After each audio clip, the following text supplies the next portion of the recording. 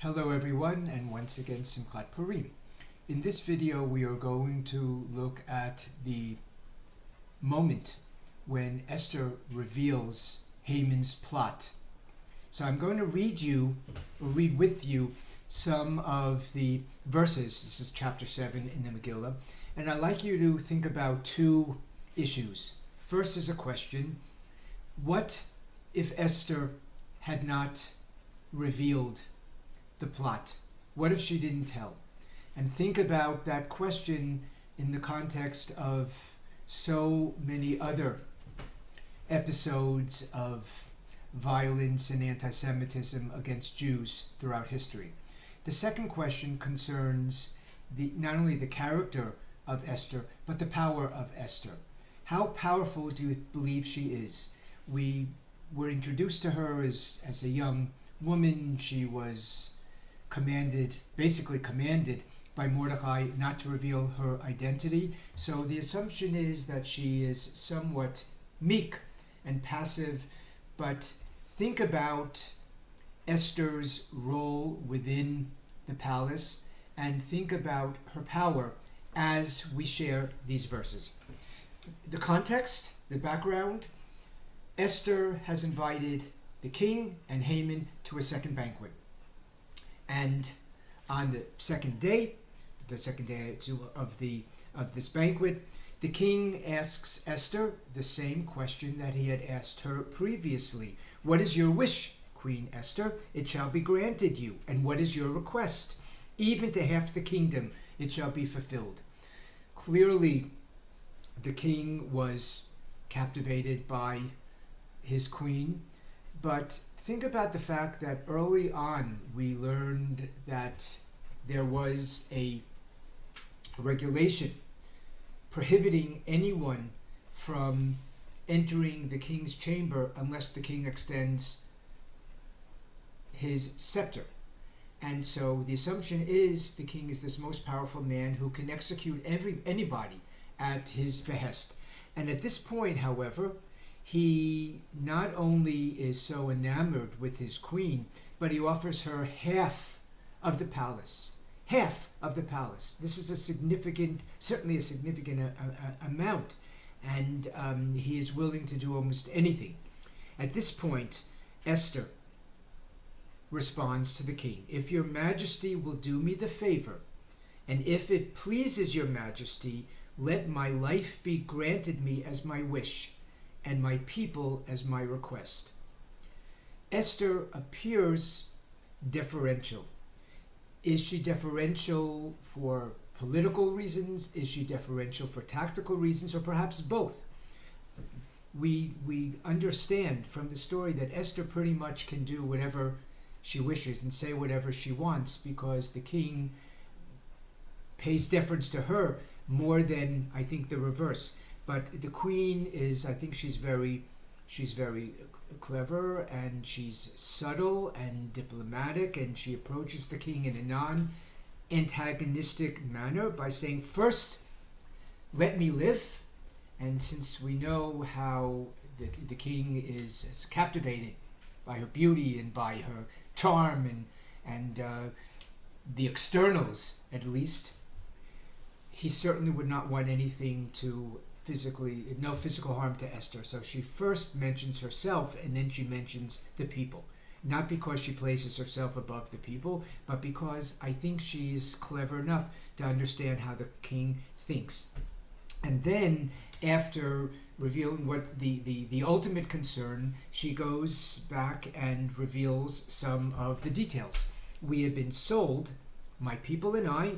Again, she includes herself because the king will be more convinced when he understands that the fate of the people is inclusive of Esther, that Esther is included among the people, and if the people are exterminated, Esther will be one of the victims also. So she says, we've been sold to be destroyed, massacred, and exterminated. A very powerful, convincing language. But then, listen to how she continues. Had we only been sold as bondmen and bondwomen, I would have kept silent, for the adversary is not worthy of the king's trouble. That's possibly a disturbing comment. I'll tell you what's disturbing and then how I read this. Clearly it's disturbing by the fact she says, if we were only going to be sold as slaves, that's okay. I wouldn't have bothered you. We would have endured. I thought about that, and it reminded me of the story of Masada.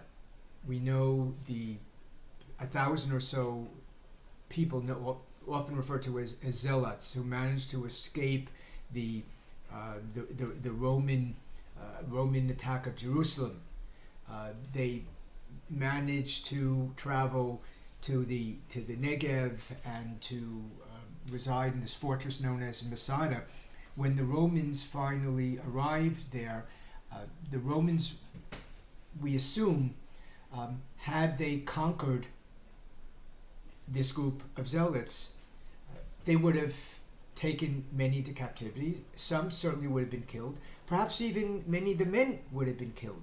But we know that rather than submit themselves to this kind of subjugation, this kind of slavery, the zealots decided that they would commit mass suicide. And the question lingers, was that really the most effective response? Because there was no indication that Jews had survived in the rest of Palestine. What if these were the last Jews on earth and they killed themselves? That would spell the termination of the Jewish people.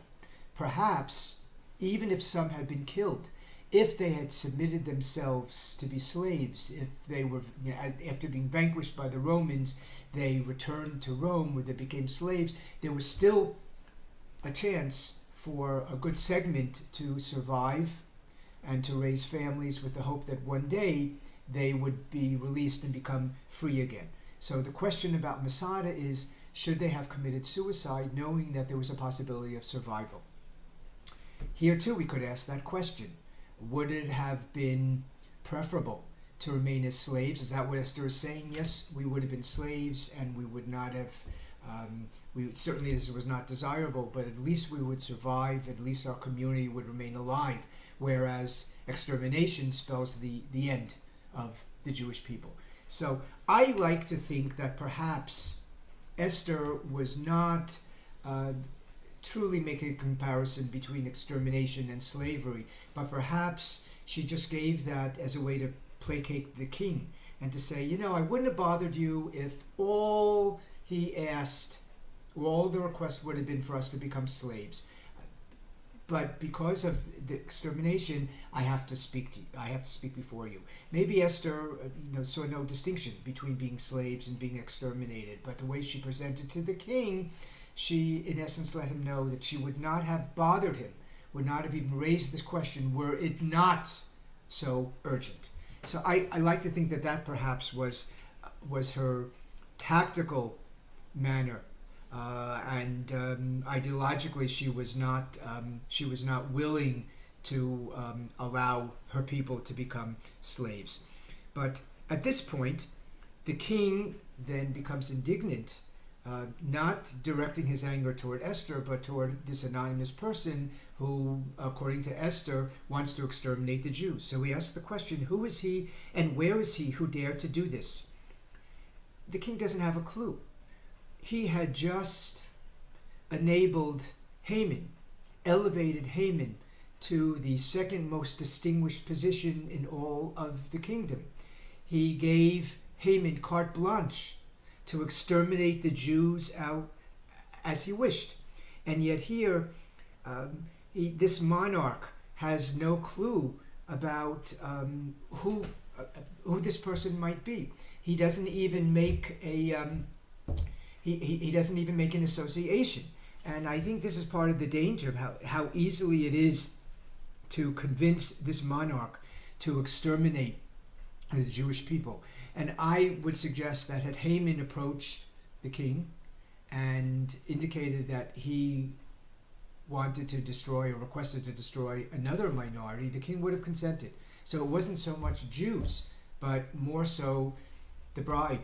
Haman was willing to contribute a massive amount of money into the treasury, and this bribe convinced the king to comply with all of Haman's demands. But not necessarily the Jews, could have been other people. But in any case, we see how there's no antipathy towards the Jews, and I would argue that probably was the case throughout Jewish history, throughout history. Many other examples of communities, not just the Nazis, but other episodes throughout history where it became fashionable to conquer or to exterminate, to kill Jews, but not really with any great antipathy toward the Jews.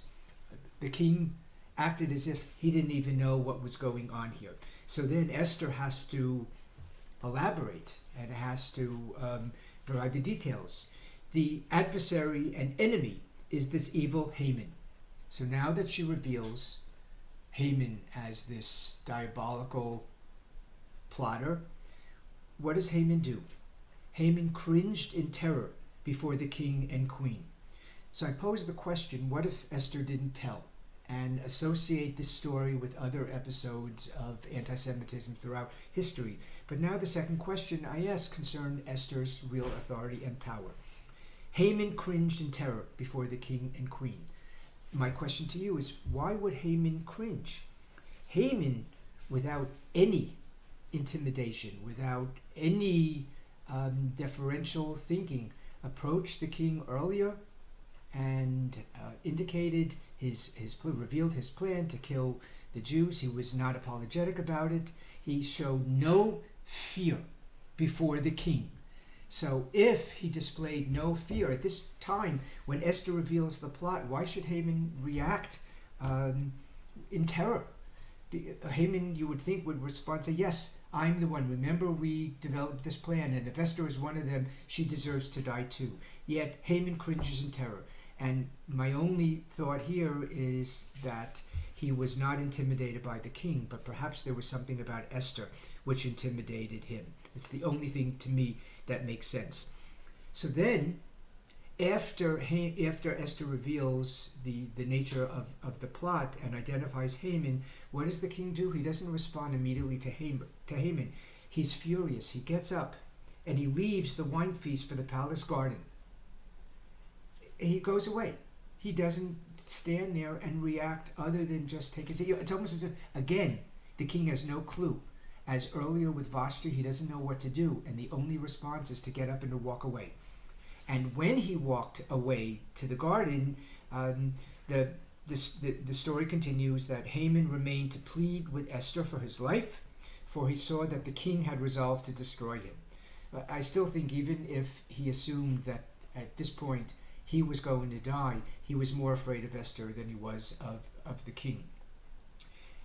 And now, when the king returns, his response, we would think his initial response would be, Haman, because of this plot against my queen and against the Jewish people, I'm going to kill you. But that's not what convinces him. What does he do? He sees Haman lying prostrate on the couch, pleading for his life before Esther, and the king assumes that Haman is perhaps making sexual advances toward his queen. And that's when his direct comment to Haman is, does this man mean to ravage the queen in my own palace? Not a response to the request, the decree concerning extermination, but rather his visceral response concerns his belief that Haman was going to molest his queen. And that's what he responds to. Again, really demonstrating that this man has no idea. This king has no idea of what's going on. But yet, here is a powerful leader, or a man who has achieved power, whether he has earned it or not, whether he is a competent ruler or not, but he has the power to decide life and death for the Jewish people. And we've been faced by all kinds of leaders throughout history who have, for a whole variety of reasons, either their charisma or some other feature of their character who have been able to intimidate an entire nation, and in this way convince the people that that there should be a certain kind of action, whether it be slavery or death, directed at one particular segment of the population. So my two questions: what if Esther didn't tell? I think if Esther didn't speak out, the Jews would have suffered the fate that Jews in other times have unfortunately suffered. There was nobody else to speak. Esther was the only one, and it again calls attention, I think, to the fact that we had to rely on this one person, and that shouldn't be the case. There should be an entire body of people, an entire nation of people storming, in this case, storming the palace, justifiably so, to protest extermination, which was already on the books. We can take pride now with the state of Israel having an army, a strong army, an army which is respected throughout the world, an army which defends people in a way that wasn't the case with the story of Esther. But in terms of Esther's power, I think she's even more powerful than Vashti. Vashti refused to appear before the king just in her beauty, and then she was banished. The king was not going to banish Esther. If anything, he was willing to relinquish half of his kingdom. He makes these requests, and when Esther comes before him, he is indignant that somebody should dare threaten her and threaten her people, and he acts on her behalf. So, and Haman, who was certainly not intimidated by the king, cowers before Esther. So I believe that she is a very strong personality, and it takes strong personalities in our history to be able to stand up to despots. So I just offer all of those comments. Take a look at the story for yourself.